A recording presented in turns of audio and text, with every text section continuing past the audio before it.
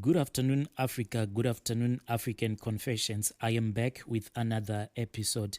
Let me head over to our email inbox. Okay, there is a message that I received yesterday. The subject of that email, it was written like, I lost my 3 children in one day.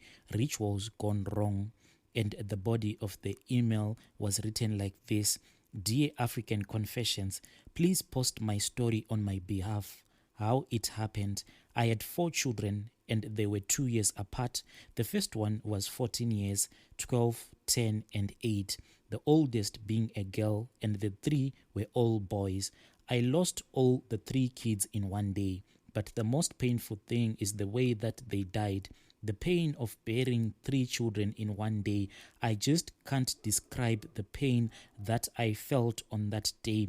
It was like heaven had closed up its doors on me. Furthermore, knowing that the person who had caused the death was their father, it even broke me more. I sometimes fail to talk about it, and I remember very well looking at him directly into his eyes, and he looked down whenever I would look at him.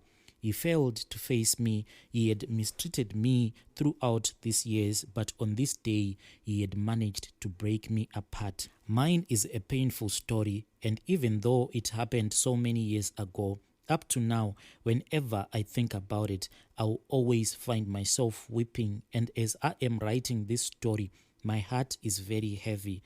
My husband and I, we were happily married, and we had our beautiful home about 100 kilometers from the nearest town.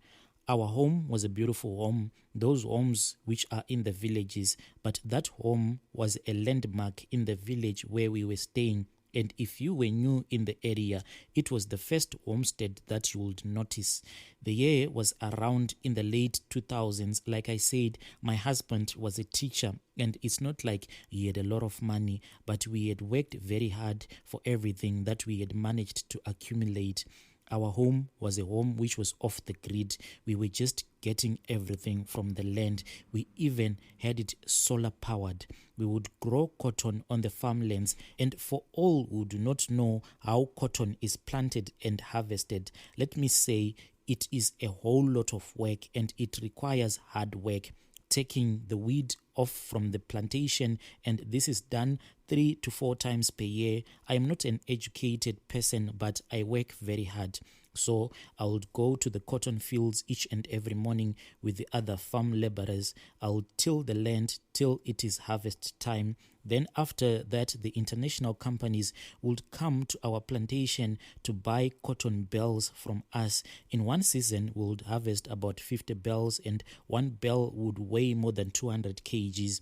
This is how we managed to build this beautiful home and have a normal life. But from the eyes of the villagers, they would see us as rich people. It then happened that I noticed a very funny behavior that my husband had developed, but I just brushed it off. But my gut feeling was telling me that there was something that was wrong with my husband. My husband, who was a school teacher at the nearby primary school, and it happened that there was a lady who was new in that area. Her name was Mildred. Name has been changed. And she had lost her husband in the early 90s. She was employed at the nearby Growth Point or a village township. And I don't know how she had met my husband. And in no time, everyone was talking about her and how she was being seen hanging around with my husband. Let me say, this world is not a safe place. That woman came to destroy my life, and she came fully armored. I do not know what she did to my husband, but my husband became too much confused. I know that she used some voodoo on my husband, because what happened next totally surprised me. She was seen in public places with my husband. At first, they were cautious because they didn't want to be known about their extramarital affair. But in no time, she even had the guts to confront me and to tell me that she was here for good and she was not going to live our lives. I was shocked the day that she told me, and in no time they started coming to my house and acted as if I was not there. I was still in shock. Then one particular night they came together into my bedroom and my husband ordered me to get off the bed and to sleep on the floor.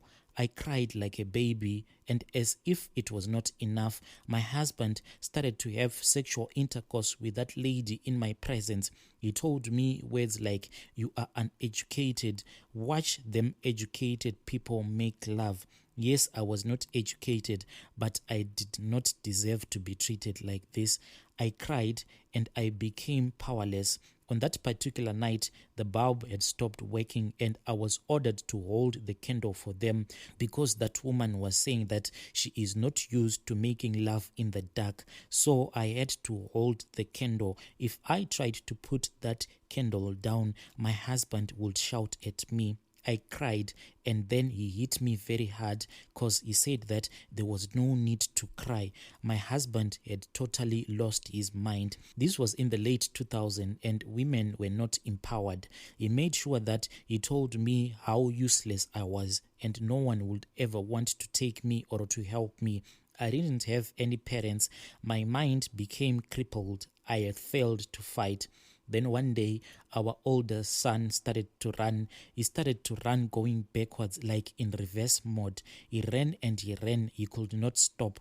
It was like there was a driving force behind him which was pulling him. We all tried to run after him, but nobody could catch him. He kept on running and running backwards. He ran till he fell down in a bushy tree. That is where he died. I had never been terrified in my life. I screamed my lungs out, and the rest of the community came and they witnessed what was going on. The elderly of the village came and they tried to comfort me, but this was not making sense. At around sunset, we were all tired, and my second son just slept on the floor, but he was sleeping close to the fire. As it was time to eat, I tried to wake him up, but the both of them were gone. Yes, he had died too. What on earth was happening in my life? My husband later arrived, and for the first time in my life, I had strength to fight with him. I was 100% sure that it was him and his newfound girlfriend. I confronted him while I was in the fight mode. I was ready to fight him, and he was shocked too. This was not a natural death, and his mistress had introduced him to witchcraft. The people around me tried to calm me down, but I told myself that enough was enough. As soon as we had buried my sons, I left. I had strength to start life afresh, and I was prepared to live. He is still with his wife, and I know that they will never find happiness wherever they are. This is what happened to me, my brother Nashi. Dear listeners, right there was a message that I received from Anonymous. If you have any life experience or any confession that you would want to share with us, please use our email address to contact us and send us your story. Let us talk about this issue in the comment section. I'll be back with more episodes.